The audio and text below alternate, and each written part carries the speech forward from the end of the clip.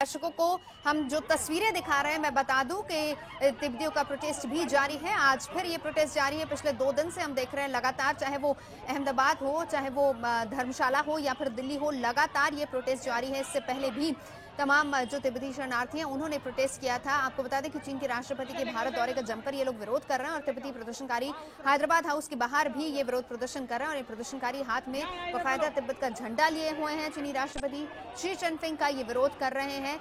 चाहते ये हैं कि स्वायत्ता का मुद्दा भी इस बातचीत में उठाया जाए। आपको बता दें कि इससे पहले तिब्बती प्रदर्शनकारियों ने धौलकमा के ताज होटल के बाहर भी प्रदर्शन किया था आज सुबह, और तिब्बती प्रदर्शनकारी तिब्बत को आजाद करने की मांग कर रहे हैं, चाह रहे हैं कि स्वायत्ता का मुद्दा भी यहाँ पर उठे। और ये तस्वीरें जो हम आपको दिखा रहे हैं, ये तस्वीरें हैदराबाद हाउस के बाहर आप देख सकते हैं किस तरीके से प्रदर्शन हो रहा है वहां पर।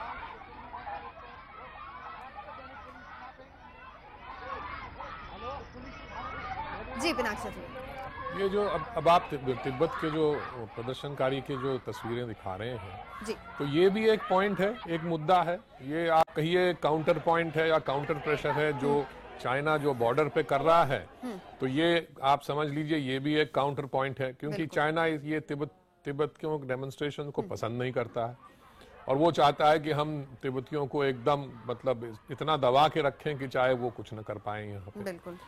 और दूसरी बात आर्थिक वाली जो बात है, अब देखना है कि ये इसमें हम लोग किस तरह से मैनेज करेंगे। जितने भी ये प्रेशर पॉइंट्स हैं, काउंटर पॉइंट्स हैं, बॉर्डर हैं, तिब्बत है, आर्थिक जो मुद्दा है, अब $100 बिलियन का निवेश की बात हो रही है। फिर प्रधानमंत्री मोदी जी का मेक इन इंडिया वाला जो प्लान है, अब इंडस्ट्रियल पार्क बनने का वही मतलब है कि it is part of the make in India plan, कि वहीं से मैन्युफैक्चरिंग फैसिलिटीज होंगी, एक्सपोर्ट्स होंगी। तो ट्रेडिंग रिलेशन तो ऑलरेडी चाइना के साथ काफी ज्यादा है, पर हमारा संतुलन नहीं है उसमें, क्योंकि वो हमारी चीजें उतनी ज्यादा नहीं खरीदते हैं जितना हम उनकी ज्यादा चीजें बहुत अहम होगा ये भी पॉइंट कि इसको किस तरीके से वहां पर उनके बैरियर्स बहुत हैं, टैरिफ बैरियर्स हैं, नॉन टैरिफ बैरियर्स हैं, उनका मार्केट उतना ओपन नहीं है जितना हम समझते हैं। चीन के बारे में अक्सर ये भी कहा जाता है कि अपनी बात मनवाने के लिए वो हमेशा तैयार रहता है, चाहे वो ताइवान हो या फिर तिब्बत का मामला, हमेशा से भारत पर वो एक तरीके से दबाव भी बनाता है। लेकिन जहां तक वीजास की बात आती है या फिर ट्रेड के आदान प्रदान की बात आती है, वहां पर आकर पेच फंसता है। इस पर मैं जवाब आपसे चाहूंगी 1 मिनट में। पल्लवी मेरी सहयोगी इस वक्त हमारे साथ हैदराबाद हाउस के बाहर से ही मौजूद है। पल्लवी, आपसे जानना चाहेंगे, तिब्बतियों का प्रदर्शन भी लगातार जारी है, हालांकि पिछले 3 दिन से हम देख रहे हैं कि वो भी यहाँ पर अपना मुद्दा यानी स्वायत्ता का मुद्दा हो और विरोध लगातार कर रहे हैं वहां पर।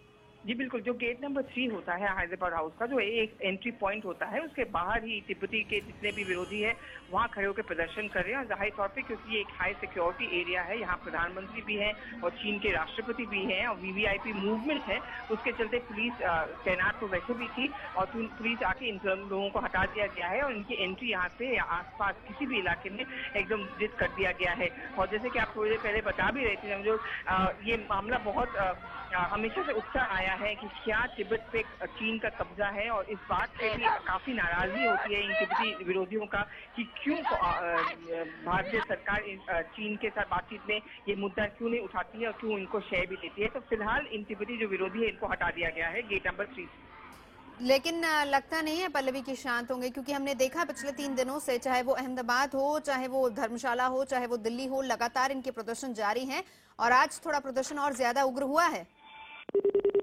चलिए, पल्लवी हमारे साथ मौजूद थी। जी पिनाक जी, मैं आपसे जानना चाहूंगी, क्योंकि अपनी बात मनवाने के लिए अक्सर कहा जाता है कि चीन जो है वो अपनी बात मनवाता है, लेकिन यहाँ पर जब एक नए युग की, नए रिश्तों की शुरुआत होगी, जब out of the way protocol तोड़कर प्रधानमंत्री वेलकम करते हैं, 60 सालों के बाद इस तरह का वेलकम होता है, तो यकीनन जाहिर सी बात है कि प्रधानमंत्री मोदी और भारत भी चाहेगा कि चीन अपने रुख में नरमी लेकर आए हर क्षेत्र में।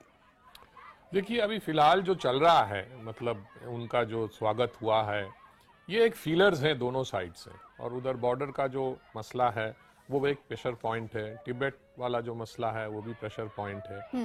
पिछले जॉइंट स्टेटमेंट में जब प्रधानमंत्री उनके आए थे, तब हमने तिब्बत वाला मुद्दा निकाल दिया था उसमें से, क्योंकि वो हमेशा ये इंसिस्ट करते हैं कि तिब्बत को आप मानिए, हमारा हिस्सा है। पिछली बार हम लोग नहीं माने थे। अब देखना है कि अभी जो 12:30-1 बजे तक जो जॉइंट स्टेटमेंट आएगा उसमें क्या लिखा रहेगा। बिल्कुल। क्या वो हम वहां से हट के फिर पुरानी उस पर चले जाएंगे कि हम तिब्बत को रिकॉग्नाइज करेंगे as autonomous region of China. ये बात अब देखने की बात है। अगर वो उस पर काफी निर्भर करता है कि बातें कैसे हुई हैं, वेदर पॉजिटिव हुई हैं या नेगेटिव हुई हैं। मुझे तो लगता है पॉजिटिव ही होंगी, पर शायद तिब्बत वाला जो मुद्दा है वो जॉइंट स्टेटमेंट में नहीं आएगा। ठीक है, क्योंकि हम लोग वो पुराना जो रास्ता हमने अपनाया था, शायद हम उसी रास्ते पे। चलिए, विवेक आर्जू भी इस वक्त हमारे साथ है। विवेक जी, मैं आपसे जानना चाहूंगी, पेच हालांकि बहुत सारे हैं। कल तक जो बातचीत हुई अहमदाबाद में, गुज्जू भाई चीनी भाई की जो बातचीत हुई, वो वहां तक बिल्कुल ठीक था क्योंकि हर चीज पॉजिटिव हमको लग रही थी। लेकिन आज जब पटल पर दोनों नेता सामने सामने बैठेंगे तो यकीनन बहुत सारी चीजें ऐसी हैं जिनको हम प्रैक्टिकली बिल्कुल नकार नहीं सकते हैं और उनका जिक्र किए बिना गाड़ी आगे भी नहीं बढ़ेगी। देखिए, आपने बिल्कुल दुरुस्त कहा। कल एक मेहमान नवाजी हुई जो शिष्टाचार से कहीं ज्यादा, ऑफिशियल जो औपचारिक शिष्टाचार है उससे कहीं ज्यादा हुई। वो कल की बात कल रही। आज जो मैं ये देख रहा हूँ, मुझे जो याद है कि कभी भी हैदराबाद हाउस के आसपास ऐसे प्रदर्शनों को इजाजत नहीं दी गई। तो इस तरह ये आप देखें कि एक बिसात बैठी है जिसपे राजनयिक खेल चल रहा है।